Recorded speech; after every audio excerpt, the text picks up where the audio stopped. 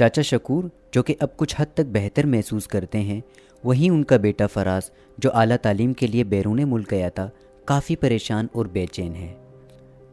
بیرون ملک میں lock down کی وجہ سے نہ تو وہ اپنے یونیورسٹی جا سکتا ہے اور نہ ہی اپنے کام پہ جو اس نے پارٹ ٹائم اپنے جیب خرچ کے لیے شروع کیا تھا۔ اب بیچارہ ہاسٹل کے ایک کمرے میں چڑچڑاہٹ اور ذہنی دباؤ کا شکار ہو رہا ہے۔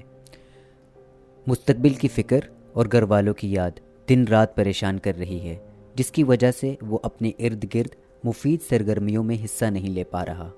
پردیس ملک میں اکیلا بندہ آخر کتنی دیر تک ایک کمرے میں بیٹھ کر لاک ڈاؤن کے سخت مشکل دن گزار سکتا ہے؟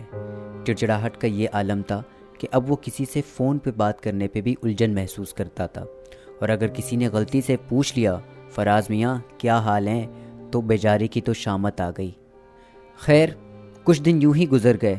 آخر ایک دن اس نے سوچا کہ ماموں جان سے اپنے حالات کا ذکر کروں۔ فراز اپنے ماموں سے بہت قریب تھا۔ ماموں کو اپنا حال بتاتے ہوئے فراز کی آنکھیں بھر آئیں۔ کہنے لگے اس سے بہتر تو میں پاکستان میں گھر والوں کے ساتھ ہوتا۔ ماموں جان نے پہلے فراز کی بات سن کے اس کی حالت سمجھنے کی کوشش کی، پھر مشورہ دیا، بیٹا الگ الگ چینل پہ منفی خبریں سننا کم کر دو۔ ہم جتنی بری خبریں سنیں گے اور اس کو سوچیں گے اور یہ بے چینی اور مستقبل کی فکر بڑھے گی۔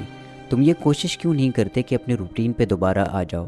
صبح اٹھ کے کچھ کسرت کر لو، قدرت کے مناظر دیکھو، اور کوشش کرو کہ روزانہ کچھ مفید سرگرمیوں میں حصہ لو، جیسے کہ ہاسٹل میں دوسرے لوگوں سے ملو، ایک دوسرے سے نئی نئی چیزیں سیکھو۔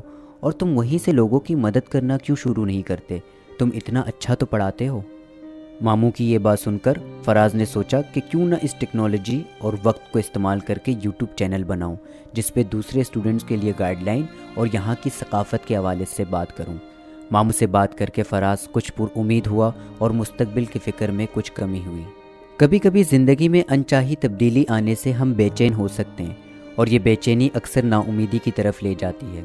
ایسے میں خود کو پر امید رکھنے کے لیے ایسی سرگرمیوں میں حصہ لیں جس سے آپ بہتر محسوس کریں۔